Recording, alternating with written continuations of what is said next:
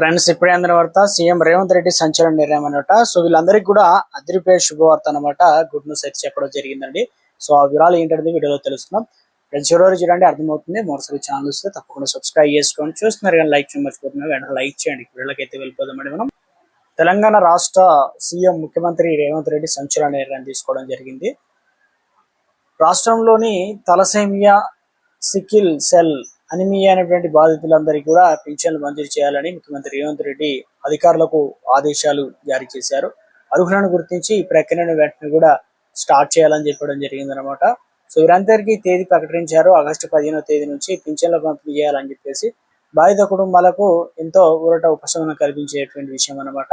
So ఇక గతంలో ఇవి తలసేమియా స్పెషల్ కేటగిరీ, సికిసెల్ అనేటువంటి వారికి ఇప్పుడు ప్రస్తుతం అయితే అమలు చేస్తున్నారు. అయితే రాష్ట్ర వ్యాప్తంగా కూడా ఇక ముఖ్యంగా తెలంగాణ రాష్ట్రంలో ఇప్పటికే పంచాయతీరాజ్ గ్రామీణాభివృద్ధి శాఖలపై మంత్రి ధనసరి అనసూయ సీతక్క కలిసి ముఖ్యమంత్రి రేవంత్ రెడ్డితో సమీక్ష సమావేశం అయితే ఏర్పాటు చేసి నిర్వహించిన దాంట్లో భాగంగా రాష్ట్రంలో వితంతువులు, ఒంటరి మహిళలు, నేత గీత కార్మికులందరూ పింఛన్లు మంజూరు చేయాలని అధికారులకు ఆదేశాలు జారీ చేశారు.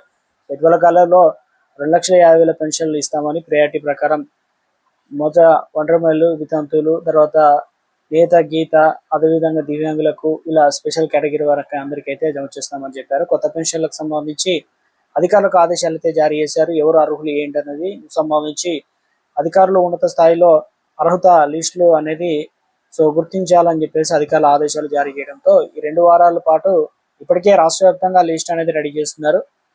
ఇక రాష్ట్రంలో కొత్త పెన్షన్లకు సంబంధించినటువంటి మంజూరు సిద్ధం కావడం జరిగింది.